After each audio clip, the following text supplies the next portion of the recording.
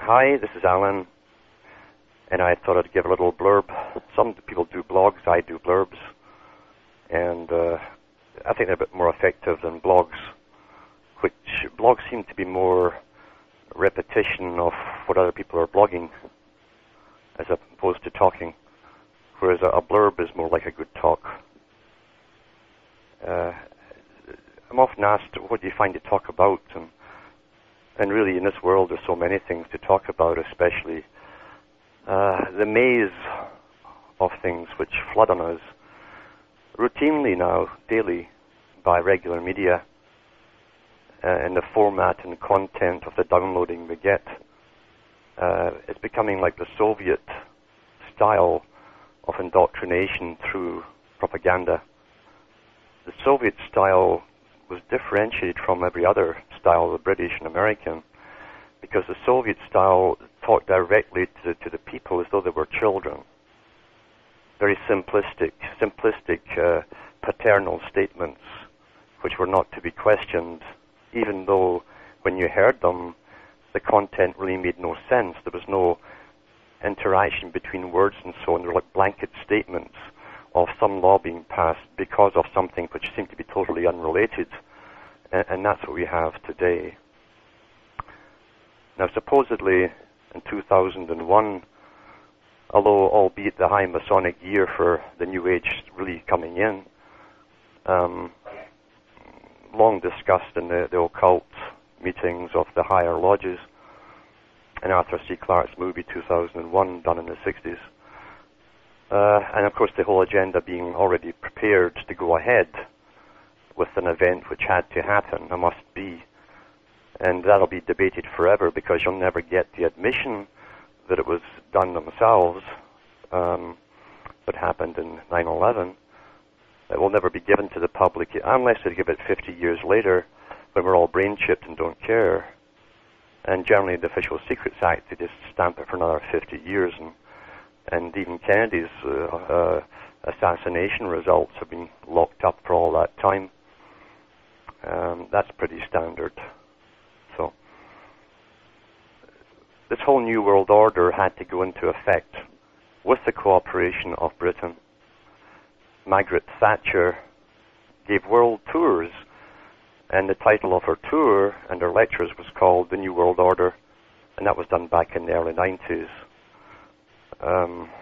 When she talked about the next war being on fundamental religion and mentioning the Middle East quite a few times, because the world has to be standardized into one system of totalitarian rule, and all the little children of any age group up to 90 or 100 have to be good parrots and just go along with it, because that's how we're seen. We're little children.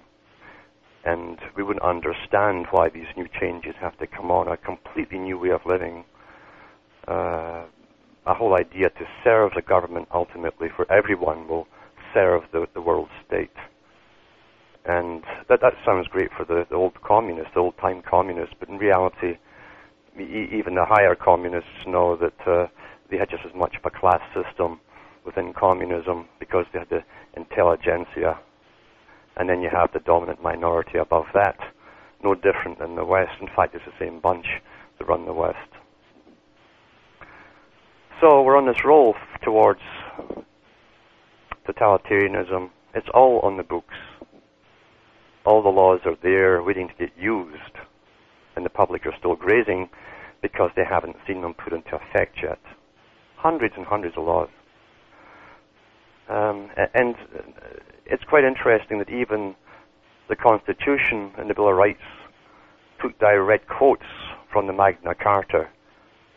There was the first tentative law, official laws put out on the books for the West in England in 1215 and published in 1216, and then added to right up to the year 2025 or so, where everybody was put in their place. The church was put in a separate place, and the royalty and the nobility were put in another category, and then had subcategories down to tenants and subtenants and so on.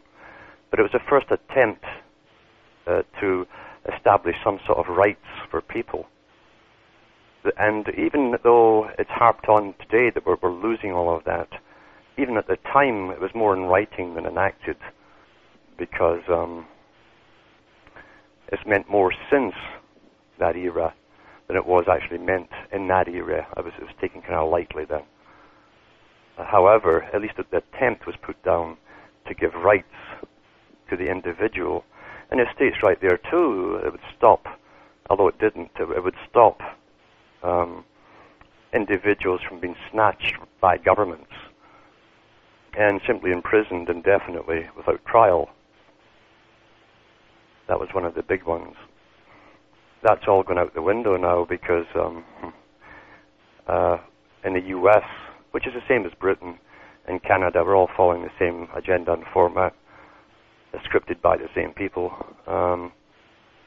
They can just grab you on their suspicion, which doesn't have to be admitted as to what their suspicion is, and lock you up indefinitely and try you secretly with a military court, even though you're a civilian. So effectively, they've just tossed even the Magna Carta out the window and reverted back to 1,000 years ago, at least officially. And it's always been done unofficially, but now they're making it official. They can just do that. So no one has any rights anymore. It's interesting that in the late 90s, Alan Rock, who was a lifelong politician, one of these guys you know is working for the bigger boys, the grey men that go between the real elite and the public. He was made the Attorney General for Canada. And he came out with this massive bill, which was basically War Powers Act, where even the local newspapers, which is rare for them to do any inquiry at all, were scratching their heads and saying, why is this man putting basically a war bill through, martial law bill through, with the same stuff as came later in the US? Why is he doing that now when nothing's happening? The Cold War was supposedly over. We didn't have that during the Cold War. We didn't have the Bill 6166 of the US during the Cold War. So why are they doing it now? We never had it during World War II. Why is it all happening now? Because of one supposed caveman hiding out in the hills between Afghanistan and Pakistan. So the real reason, of course, is nothing to do with him. It's an agenda that was pre-planned, has to go ahead, and through the old techniques, the standard old techniques of totalitarians, because they always think the same way, they'll just simply terrorize the public into obeying their new mandates. And shortly it'll be time, just like the Soviet Union, where you'll see your neighbors getting snatched in the middle of the night and locked up, and you'll say to yourself, well, they must have done something wrong, or that wouldn't happen to them, because that's how it worked in the Soviet Union. And now you're about to see it happen here. You wouldn't even dare inquire. You wouldn't even go and inquire as to what happened to them in case you get locked up next for inquiring, because that also happened in the Soviet Union. It's the era of control freaks, tyranny. You know, you can go into the ancient tyrants of Rome, and they had a category, it was a legal category where they could have a tyrant in power during times of civil unrest or massive corruption of government, which happened every so often. That's traditional, again, with humankind. And the nastiest of them, and the Caesars and the Caligula and different ones, they did not have the power written in that they've given themselves in the West today. They've surpassed the worst tyrants in history, where they've actually put down in writing the right to use torture on civilians, on any suspicion, without even the legal necessity of informing their relatives what happened to them, or where they are, or even if they're alive or dead, or why they were picked up, or if they've been tortured or not, or killed, or even buried and disposed of, or shot up the chimney like Winston in 1984 in a cloud of smoke. This is supposed to be the pinnacle of civilization. And here we are in the worst horror show coming upon us than Hollywood's ever given us. Although they had a lot to do with the preparing of our mindset to accept this stuff. What's happened to the people, and why are they so sure at the top that the public will accept it? Because they are confident the public will accept it. And the reason being is to do with communications and scientific downloading of information to prepare us for it all. We've been getting prepared most of our lives for what's coming. And again, Hollywood has done a great job. TV dramas and have done a fantastic job. And today the public can't really tell the difference between fact and fiction. It's all one big mush. It's hard to differentiate what we're given by the one-eyed monster, Lucifer's eye there, you know, the eye of Ra or Horus, the television. It's hard to differentiate what's factual anymore, what's real, especially when you watch so much blood and guts and even of course in the dramas are given you for cops and stuff. Well, the cops just have to break the law themselves to get the bad guy. And if that means using torture, well, that's okay, because we're going to save lives by using torture. And this is how it's been projected into us. And we don't even question that, because it's done in a fictional form. And in a sense, a lot of people will equate torture for a good reason. Well, it must be for a good reason. So here we are with a modern version of an ancient ritual of torture and imprisonment, snatching people out their homes or off the streets. At one time they called them dissidents. Now they're terrorists. If you have a thought that's not politically correct, well, my God, you're a terrorist. You have a thought crime, Orwell's thought crime. How would you eliminate thought crime? Well, you just make sure that most people cannot think, and you'll have less thought crime. The terms that are used today came out of the big laboratory called the Soviet Union. We have direct translations of phrases used in communist Russia.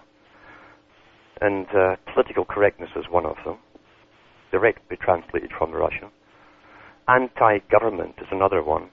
That's a term that first started to appear in the late 90s, very, very subtly at first in the media. Anti-government, you know, which is an odd phrase when you think about it, because it meant that now if you criticize government policy, you're anti-government rather than simply criticizing a particular policy. Which makes you wonder if opposition parties are therefore anti-government and they'll lock them up. I somehow doubt it, since they all belong to the same rich boy clubs as the other party. But that's where your logic would take you, if you have it. We're watching the setting up where they give themselves laws to bring upon us a period of barbarism instigated from the top to push a public through into the next part of the system, which will take up to a generation or so. It's really the children they're after. And the children who are weaned on video games to do with killing and slaughtering and torturing and all that kind of stuff will say to themselves, well, there's only two choices to make in life, either join the winners, because I don't want to join the losers, and they dream of wearing their black outfit and their little submachine gun and jumping through windows and killing people. They'll be the good guys then, you see. And it's all been done through scientific processes of fiction and drama, where the good guys now used to be called the bad guys. People who wore masks in the past used to be called bandits. Now the guys who wear masks and wear black are the executioners, but they're good guys. They're good guy executioners. Really, they started this whole format of getting us used to the SWAT team type cop was with that New York NYPD Blue series, where they give every character, even the SWAT team leader, a sort of human characteristic, and eventually you sort of, well, you understand him, he's not so bad. And then you forget what his real purpose is, because he wouldn't be in that job, which is ultimately to go in and kill people, unless he wanted to be there. It's not a job you put down on your, what do you like to do? Oh, I like to go and kill people. That's okay for special forces. We can always recruit the psychopaths for special forces and then lock them up when they're put into Civvy Street, because they might kill people at home. Unless the government uses them covertly, and that's still okay. We're really going ahead into this, and the public are slumbering. They're fast asleep. Those who understand this much of what's happening are naturally afraid. And they know they'll be the targets. Those who are asleep have no worries, really, because they'll probably go along with everything and anything. And no matter how ridiculous the reasons are given, they'll do it. That's the history of humankind. The boys at the top employ think tanks by the thousands to work out all these little snares and problems and snags to make sure they have plain sailing. And they bring in professors of history. They bring in top sociologists and psychologists. Not the little guys at the bottom, I'm talking about the big boys at specific universities. And they always have used these people because they know that what's happened in the past, what's worked on the public in the past, can be repeated if they know the formula, how to bring it on. And Plato talked about that in the Republic. Whatever has been done or people have been encouraged to do in the past and has been successful can always be reintroduced in the future. And as long as you know the format, you do this first, you do this second, you do this third, then the public will respond in kind and do exactly what you want. It's almost a mathematical sequence of various formats. That's how it works. And think tanks have this kind of data. They live on data. The information age, it's really information on human behavior. They got this initially from the first big advertising companies that were thrown up, especially in New York, who had to find the weaknesses of people because advertising wants to make you do something you hadn't thought of doing yourself, so that other ones who pay for the advertising are going to profit by it. So they have to learn the psychology, your weaknesses basically. Male, female, age groups, male and female, right down to teeny boppers. They even have a different category of advertising now aimed directly at pre-pubertal children.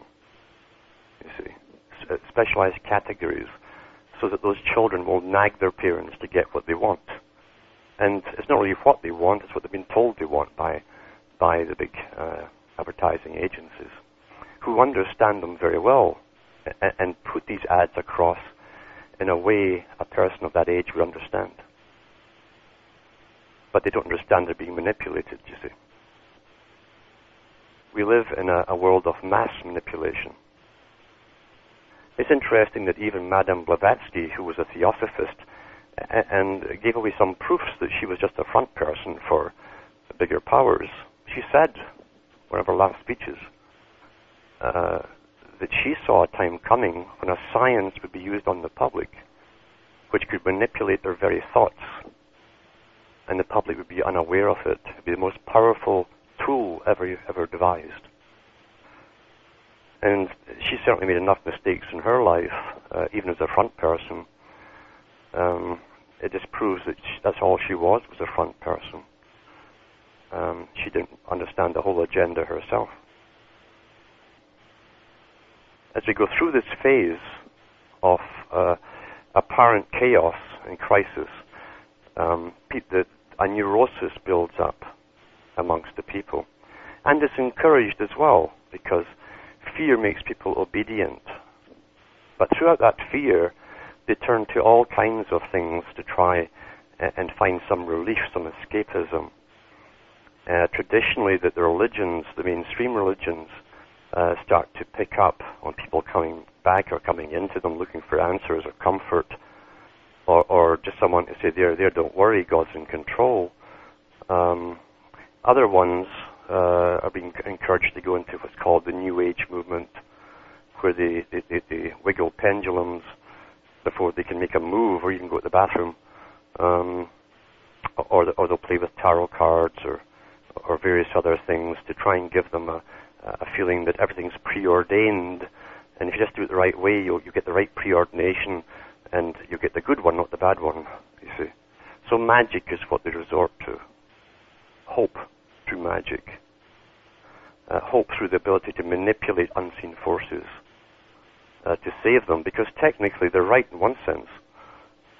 They know that there's no complaints department set up to stop, just through complaining, all that's coming down from happening. And they can't handle the stress, so technically that they're cracking up and they're looking for a relief, because we're going through a period where those who do understand certain things are under more stress, in a sense, than the general public at the moment. Eventually that gets reversed, as the general public have to start to get driven like a herd until they're fully stampeding and the changes come on rapidly, one after another. That's when the public become hyper-neurotic. And at the moment, ignorance is bliss for those who are asleep. But it's only short-lived. So as I say, those who are looking at what's happening are going off into every possible imagination, and being encouraged to do so, because the big think tanks make sure that they supply us with let's call them the false prophets, who take us into la-la land and revitalize all the ancient dead works, say pendulums, formulas, magic rituals, which keep you out of the running. It keeps you from saying anything. It makes you withdraw into a nether world of unreality, where you're now safe. You're playing with magic. You're not playing against the government. You're playing with magic, and hoping you can manipulate little things in your personal, immediate environment. That kind of stuff is encouraged during these times. And we even see that going back to the ancient tyrants of Rome, when they would turn the armies against the populace. All kinds of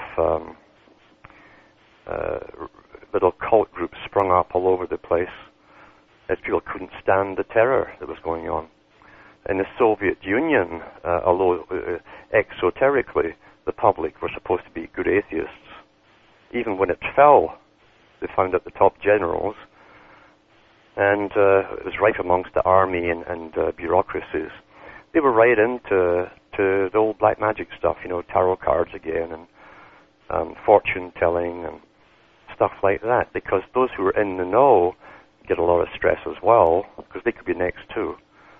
And look for some sort of magical answers to show them there's some kind of fate at work. Fate can be a positive allure, in a sense, because you're looking for a promise that you're going to be okay. And a good fakir, you see, that's where the word fake comes from. A good fakir from India, they could tell you, they would understand you, first of all, and your psychology, and where you were going with it, or what you needed. And they would give you two paths, you see. Well, this is going to happen, but you could either go this way or that way. And so one is good, one is bad. And as long as it gives you a way out, or where it appears to be a way out, you can go home and follow that route, believing you're going to be all right, at least for a little while more, until that date is passed. Then you have to go back and ask them, what's the next step, what's going to happen now? And you try to keep ahead of the game by paying for an insight into a possibility of the future. That's what fakirism is all about. That doesn't mean you say that all psychic ability is fake. It's just, but most of it is when it charges money. That's the sad truth here. There's a lot of psychology involved. And if you want to go and study it, you study it yourself, because you'll find that for yourself. There's a lot of psychology to do in this whole movement of supposedly the paranormal. And once you start to understand the formulas and techniques that are used, it'll dispel some of the myths that you might have believed yourself. Now it'll make sense why they could know this, or appear to know it. And most of the time, they didn't know it. You're jumping on a straw which is painted many colors, and sure enough, one of those colors is the one you thought it was going to be. You just don't have to see all the rest of the colors, because it was painted that way for all the other decisions you could have made. So this is a field in itself. Normal psychic ability should be present in children. That's why the youth are guaranteed always to be a ready market for the occult, because everyone goes through it. Every teenager is fascinated by that which fascinates them. The invisible world, the possibilities out there, the possibilities of forces. And so you can always manipulate. It's a good income for those, the same as in religion. It's a good income, a guaranteed income, because all teenagers will go through that phase. And so you have the same writers or new writers using the same old stuff from old books, just rehashing it, and they'll get a guaranteed audience of those who want to be fascinated. But it never gives them a lasting truth. It just fascinates them. It's like an addiction to chocolate or sugar or whatever for a while until you grow up. And then when you grow up, you're into the world system. Any natural abilities you had generally are lost, any psychic abilities, as you start to get worried and you live in a daily strife, trying to make marriages work that can't work because the system has made it so. It's made it so. People get married for hormonal reasons. They're still trying to emulate that which was before, but neither male nor female can be at peace with each other anymore. All the rules have gone out the window that made it work before. It was forced before. They no longer apply. When the hormonal haze wears off, then you'll find there's a stranger living with you. And he or she has been conditioned through the media to tell he or she what they want. And this is what you find. It's non-functional, it's dysfunctional now. We're trying to emulate that which went before, and it's now obsolete. And the media and all the magazines and all the dramas and et cetera, are hammering away to ensure that it doesn't work. And governments pay organizations to give out propaganda aimed at male or female to make sure it doesn't work. And the couples end up blaming themselves eventually. They don't realize they didn't have a leg to stand on in the first place. This was prepared long ago. This whole phase we've lived through, just like we're going through this phase that's coming, is starting now. Prepared long ago. You can't change an entire system without controlling all of that system and preparing the way. We live in a system that lives on punishment and reward. Punishment is not having that which you're supposed to have, according to the media and all the advertisers. Reward is when you do the right things to get the paper or money or whatever you want to call it, to get the reward for self-gratification. So you work for your week or your month, then you pay yourself at the end so much out of all that you owe to get some plastic junk from China, which makes you feel good. It makes you all that slavery and boring work you put in is paid off. You bought this little plastic junk, which will break down shortly, and it doesn't matter because then you have to buy a new one, and that's what it's all based on. You have to buy a new one. You feel good for a little while. If things that the ad sold you made you happy, you'd have bought everything that made you happy. But now, have you noticed no one's happy? From toothpaste to toothpicks to whatever, there's a smiling face there telling you how wonderful it's made their life. It's fulfilled it. There's nothing more ridiculous than exercise machines. Anybody who stands and runs on an exercise machine with a big silly grin on their face is crazy. I've never seen it, except on television when they're selling them. They're trying to sell you a dream, a happiness. They don't sell you a thing. They sell you happiness, an illusion, and that's where our whole system so far has been based on. And the way we're going through the next phase, it will come out where everyone is supposed to serve the system. There'll be less personal rewarding. You know, the rat won't go to the little thing and pull the lever and get its seed as its reward. You won't do that anymore. You'll simply obey and be fed, very much like ancient Egypt was run. Egypt was like a socialist system run by a dominant minority at the top with the priesthoods, intelligentsia, directing all the affairs of the people, like bureaucrats, and then all the masses below, tradesmen, right down to ordinary people. And they all got fed by the state for their quota of work. The higher ones, the priesthoods, got about, I think it was 2 gallons of beer per day, personally, per person. So at least they were kind of happy performing their work. And I'm sure it increased the height of the Nile as a side effect. But anyway, we're going through systems. That's what I'm trying to get across here. Prepared in advance on a huge scale by thousands of think tanks who've looked at every possibility of every type of person and personality and how the reactions to each part of this program will be countered or seen by different groups. And they've already worked out in advance, before they even begin, how those different segments of society will oppose them or try to or whatever. And they've got their guys up ready to take over what appears to be oppositions, who say all the right things, and you'll back them to the hilt, and then you'll end up exactly where you didn't want to go, and you'd wonder why you got there. This is an old science, which is perpetuated down through the ages, right down, as I say, to the use of religions, including what we now call New Age, which is just the old age stuff, rehashed, and people looking for escapist philosophies. Psychiatry, I'm sure, will do a great business, and psychology as we go through the next phase where people start to get picked up and simply disappear out their homes, all thanks to governments and government policies.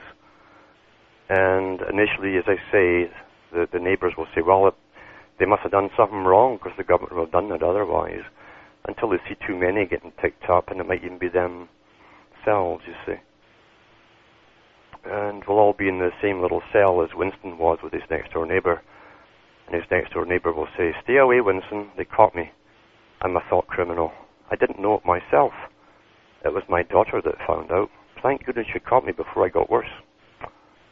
And then you see that Bush even wants to test for psychological problems amongst the general population. Right out of 1984. Yeah, right out of 1984. Then they can prevent you. See, everybody potentially under the law, and law enforcement can only take you to the same stage eventually. To keep everybody safe, you can have no rights whatsoever, obviously, because we're all just too stupid to have rights. So there has to be a law about everything. And there pretty well is today. So we're getting hemmed in by laws and compliance with laws, and the necessity, ritual of showing that we're complying with laws, which takes away all rights, all decision-making, in fact, goes out the window under the pretense of keeping us safe. And that's what's taught in law enforcement. It can't go in any other direction, in fact. So it's only natural in a time of control freaks the main control freaks get to the top.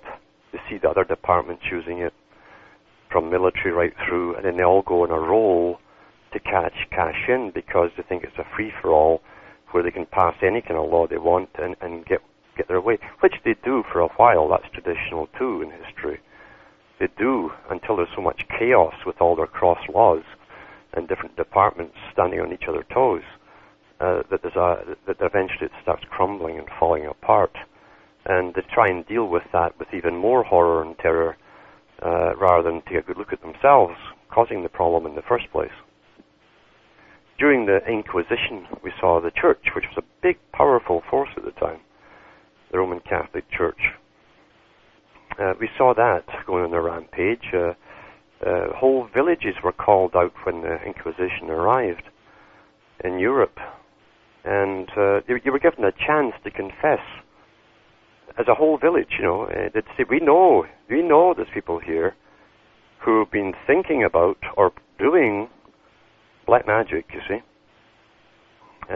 or practicing Satanism. So if you tell us right now, we'll go easy with you. If you don't, and we have to torture out of you, well, you'll be damned forever and you might die too. So people would start making up stories right there and then on the village square and coming out with the most outlandish things, taking their little punishment of a few strokes of the whip, repenting and asking forgiveness and yada yada. And if enough of them did it, it might satiate the sadism within these inquisitors, and they'd hear all the confessions and give them their benedictions and go home, or go to the next town or village. And it's a sad, sad state when that happens. Well, you see, the American Psychological Association for years has gone along the same path as that, as has the police. The American Psychological Association has been trying to determine who will be a criminal, and then that started really with them when they were part of the eugenicist movement under the Rockefeller Foundation in the 1920s. It's now called bioethics committees. It's much more gentler and society-orientated, but it's the same thing. If they can just look at someone or look at their blood or their DNA or whatever, they might just be able to tell you how you're going to end up, catch you before it happens, and program you, you see, indoctrinate you into who they want you to be, rather than let you allow yourself to come to what you'd like yourself to be by yourself. So the American Psychological Association has said many times in their publications that everyone's a potential criminal, which is true if you go straight by legalism and the terms of legalism. If it's a crime to defend yourself, if someone's trying to kill you, and you defended yourself, then technically, yeah, you're a criminal. And since everything that lives, even mice, will scratch the noses of cats if they're cornered, they're trying to fight to the last. A rabbit will bite you if you put his hands down his burrow to protect his young. Well, they're all criminals, you see. So you can make any natural action a criminal action, and they have been doing this piecemeal, little by little, for the last 20-odd years. So until they make you the new world Soviet man, which is just a robot, basically, who's predictable, then the world can't be safe. And all we have to give up is the right to think for ourselves, react as any living creature should react to save its own life. That's all we have to do, is give that up and kiss the ring of the king, and they'll go easy with us. Isn't it odd how tyranny and tyrants and megalomaniacs never change? Never change. Until literally human nature changes by some other means, it will always repeat itself in phases. Because tyrants always rise to the top. Those normal people don't look for power. Only the real criminal class go into politics. They crave power. They're good liars. They're psychopathic. That's why they lie so readily and easily to people, and they don't blush when they're caught in a lie, as a normal person would. The super ego takes over a psychopath. They run on ego. You can call them the worst possible things, and it runs off their back like water off a duck. That's why they go into politics. But as long as they know what the public want to hear, they'll tell you what you want to hear. They'll do something differently, but they'll always tell you what you want to hear. And those same people fight like cats and dogs amongst themselves in the most sociable way, as they have drinky-poos and clink glasses at the cocktail parties and smile and put on all the fakery towards each other, because each one wants to get above the next by crawling over them. They'd love to see their opposition crushed so they can get up there. You know, king tyrant. That's the real world that they live in.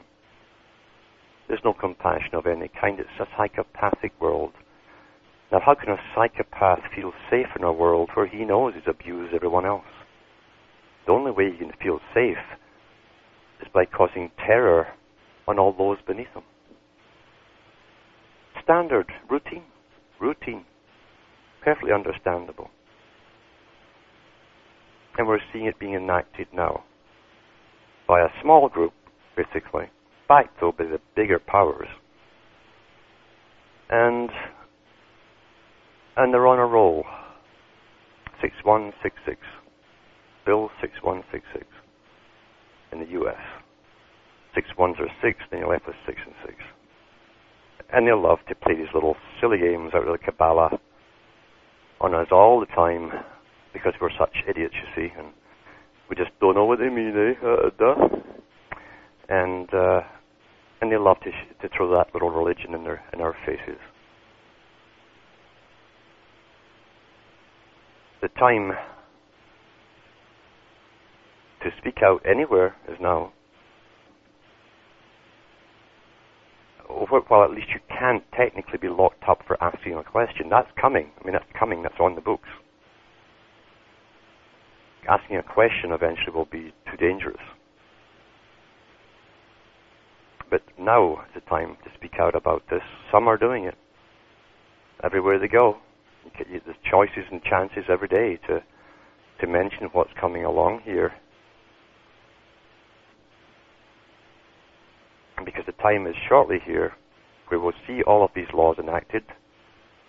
It'll be just like the movie, which I highly recommend, called Brazil, made by the guy who did a lot of Monty Python movies. It's a comedy, a satirical comedy on a bureaucratic future where people are assassinated by mistake because of names. Names are slightly different or get mixed up in a machine. And you'll see the SWAT teams just cutting holes in the roofs as you're sitting watching TV and coming flying down and taking you off. And you just disappear from society. And that is coming.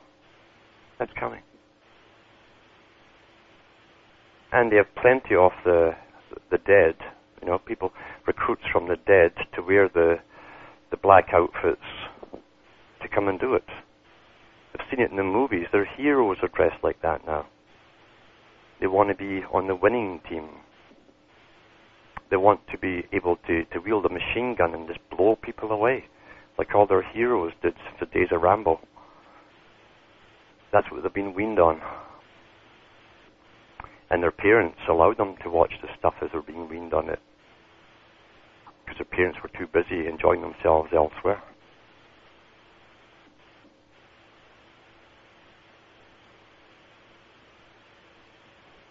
What are you going to do about it?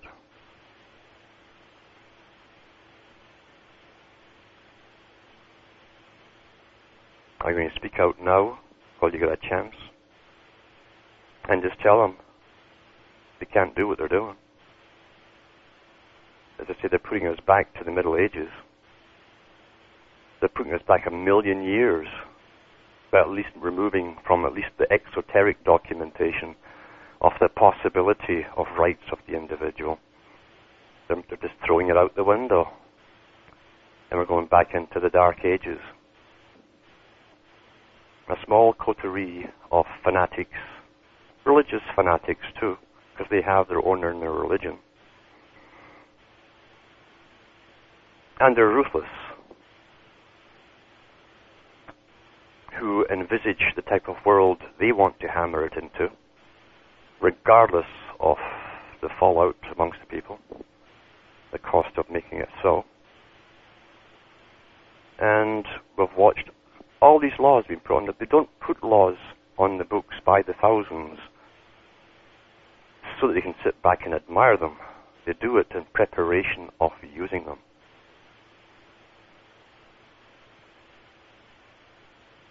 People often ask, is this just a physical thing? Of course it's not a physical thing.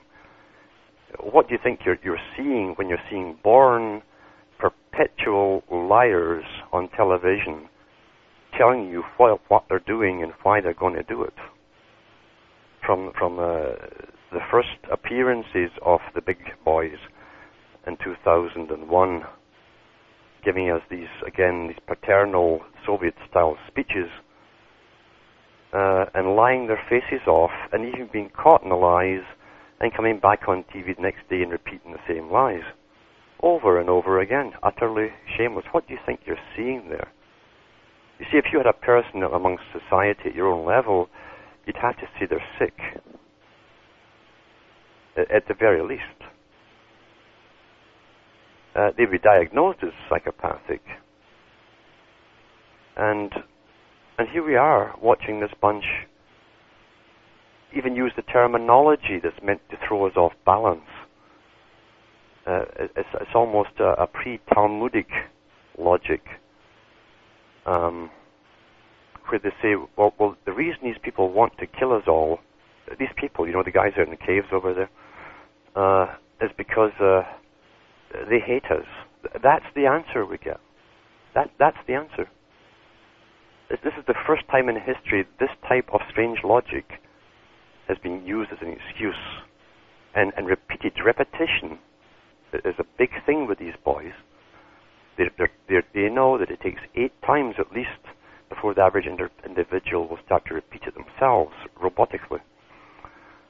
And so they come out and say that it's because they hate us.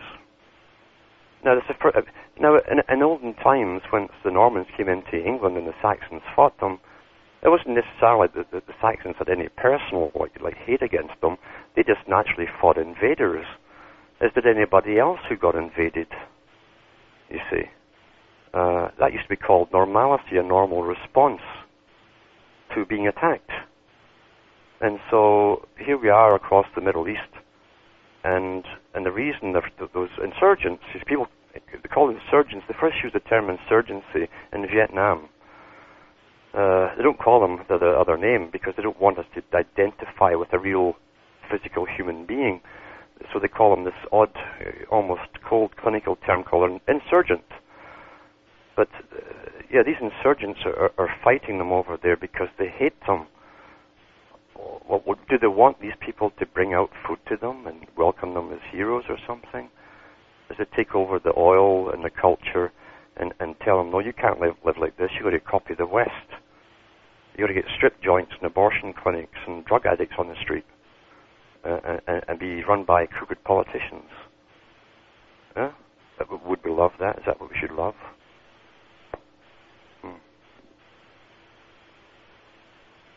And it's no coincidence they're using this term hate, because that's been pushed for the last 10, 15 years through school, because it was that generation who are now in their 20s, and in the armies and so on, who never questioned that word, hate, the anti-hate laws and anti-hate. They thought it meant something else. Now it's been broadened to encompass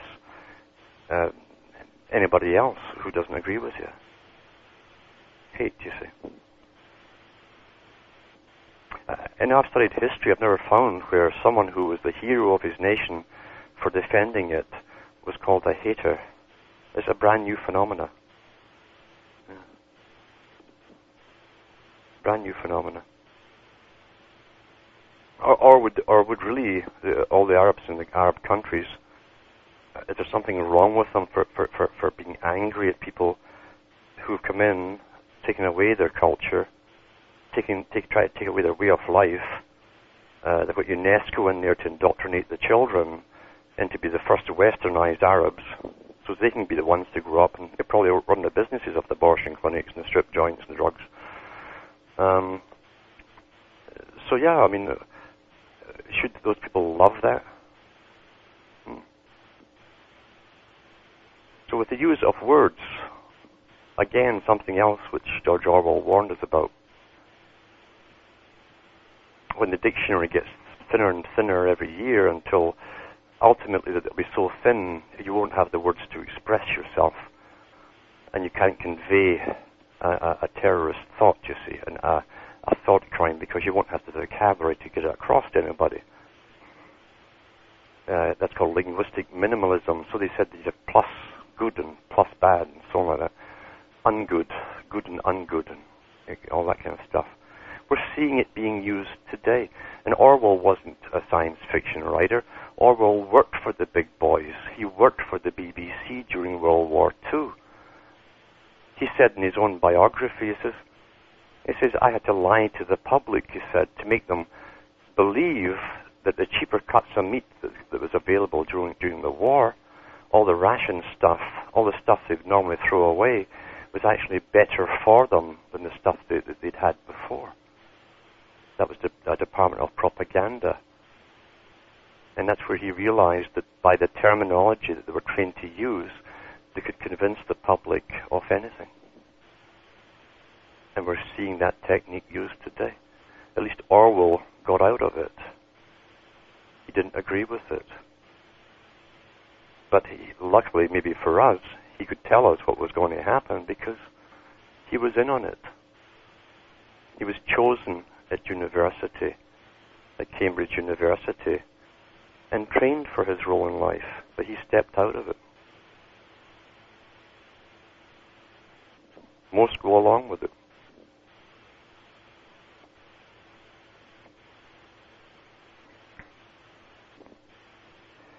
The world they want to create is just another deviation on the deviant society of today. What we think is normal life is a deviancy of life because the cities were the first things that they built that were unnatural. Anything that's unnatural to begin with can only spawn off another generation of more unnaturalness or deviancy.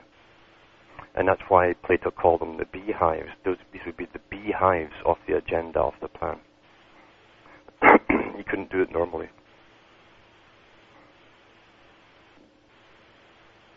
So we're moving from the deviant society, dysfunctional society of today, where we're trained like Pavlov's dogs, that the only thing in life is just to personally be happy, which equates to buying something at the end of the month and rewarding yourself like a rat trained by Pavlov. That's supposed to be the meaning of life. That's all we need to know. Say they, you see.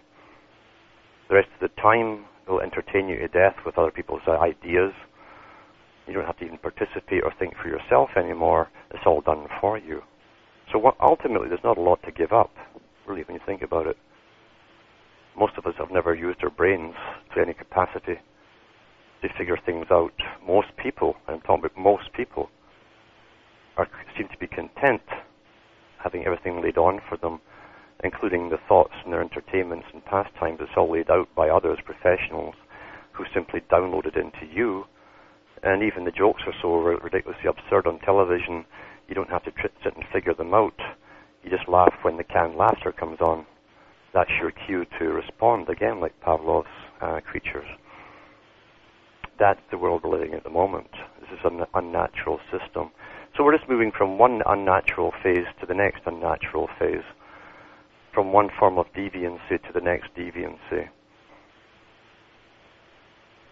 We're so far removed from normalcy, we don't know what it is anymore. Anthropologists and zoologists, the big sciences that came in to help manipulate us towards this agenda, and they banked their hopes on these people by studying human behavior, how we could manipulate it en masse. And they look at the so-called arrested cultures. that are still quite happy making their own stone axes and living with the materials around them, and they don't have a profit system. You know? They make everything they need. They seem to be living quite in harmony with nature. They're not destroying nature in the process. Only profit does that, and greed. And we call them arrested civilizations because they haven't wanted or had that deviant need to go on to any next phase, you see. They have a full meaning of life, which we don't have anymore.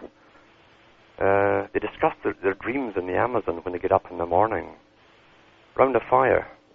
And no matter how long it takes, because there's no clock there, you see, and they don't have to rush off to the office, they can sit and discuss all the things that come. And all this has meaning. They have no psychiatrists, psychologists, therapists, Buddhist monasteries where they go om or chant to the sun or whatever. They have none of that, have no need of that. They are living with nature. And yet we call them primitive. Even though they're probably the only people left on the world who have a full life with full meaning in it. They don't need to know who discovered the atom or why or what to do with it. It's irrelevant. Or who are the main composers of the 19th and 18th centuries. It's all irrelevant. They have more going on in their heads than you could ever imagine. And it makes sense to them. But we call them arrested civilizations. They don't have to buy steel axes because they can make their own. If they forget to make their own, they're dependent on a system. They know that. And they pass on traditions, oral traditions, to each other that give them meaning and it makes sense to them. And they have no high blood pressure. They live to a good age, full life, and we call them primitive. They don't need computers or electricity.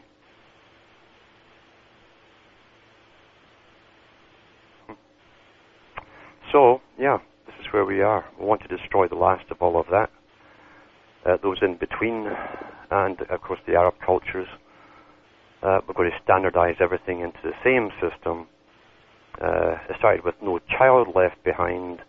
It's still that, but it's also no nation left behind, no people left behind. We've all to get stamped into the same mold and go through this system to wherever it's taking us. And we know really where it is taking us is to be a scientifically controlled society where you won't have to think at all and you won't have the ability to think ultimately when they eventually chip people's brains and make us all more efficient. Hollywood goes out the window, you won't need that anymore eventually, the final stage of it. And you'll be programmed. You could be a plumber one day and an electrician the next. And not even remember one or the other. And you go into a little cubicle like 7 of 9 in Star Trek and be recharged for the next day. That's their brave new world.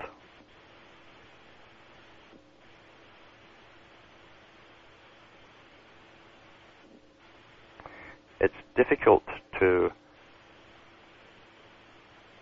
go further with all of this with people because most people truly only want the world to stop right now and don't get any worse with all of its corruption. Just don't let it get any worse. I don't mind the corruption here. I don't mind the corruption there. I don't mind all the people who are into politics and they've got their hands in the public cookie jar and they're ripping us off. They don't mind all this stuff as long as they can continue in their predetermined lives of punishment and reward system. That's really what people want. The world will not be changed by those people who want to keep the system. It wasn't theirs. The part they've lived through is now obsolete in the eyes of the controllers who gave you the previous system. It's obsolete. They're upgrading us all to the next stage, which is also theirs. We tend to stop and fight to retain that which is familiar. So even though it's familiar to you because you're born into it, it doesn't mean it was right. the only thing that's right in this world is how you feel to each other, how you react to each other. The natural responses and emotions that they've still been trying to hammer out of us. In fact, you'll see that in the big cities like New York, which is maybe the closest thing to how it was in the Soviet system, where you simply don't look in the eyes of anybody on the street as you pass each other by. No real human contact. Depersonalization. That's the artificial system.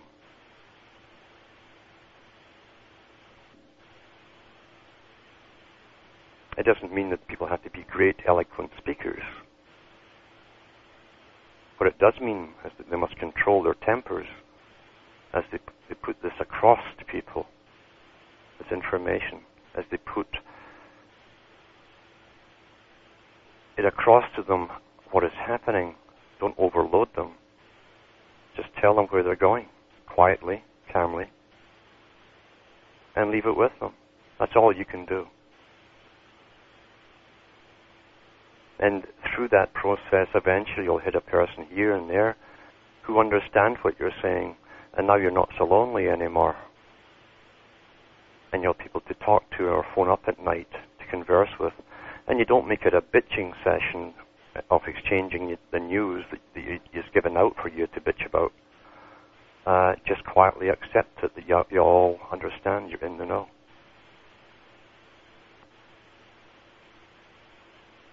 Because knowing what's happening, as I say, takes away the old story of ignorance being bliss. You can't have this ignorant bliss anymore. And you can't go back to it either when you've opened Pandora's box.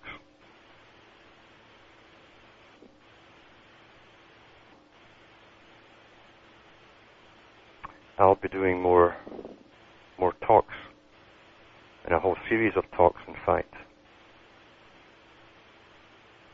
on this site, on topics which will interest you. I know they will. I also know there are a lot of other authors out there who are picking up a lot of this stuff, as they already have been for years, and running with the info, but this is the time to do it. And this winter, hopefully, I'll be able to put out more videos and maybe another one or two books when I'm snowed in and I can't do much else outside, as long as I don't get blizzards every day and have to shovel the snow every year. But that's que sera, sera. And I'm also coming up on a show in Sweden in the near future, so stay tuned to the site for details when it comes. And I think that's got a lot of listenership, this particular one, over in Europe. And you'll be able to get it here too.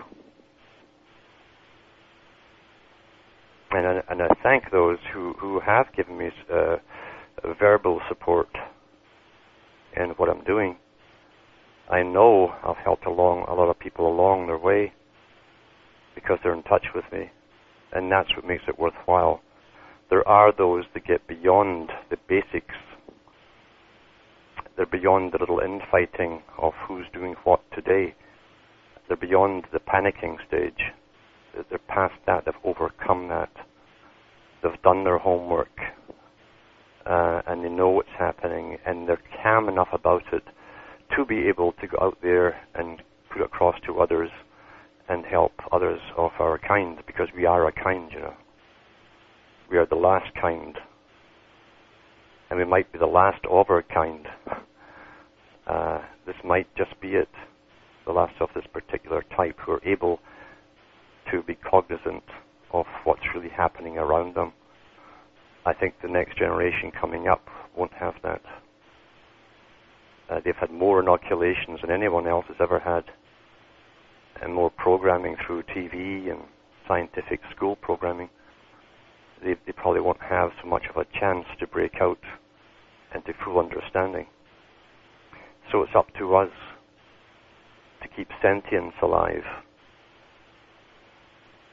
and to put the hands out to people who put it up to you, to pull them up. It's up to us to do it. And the only duty we have to do it is not as to ourselves and to others. That's it, basically.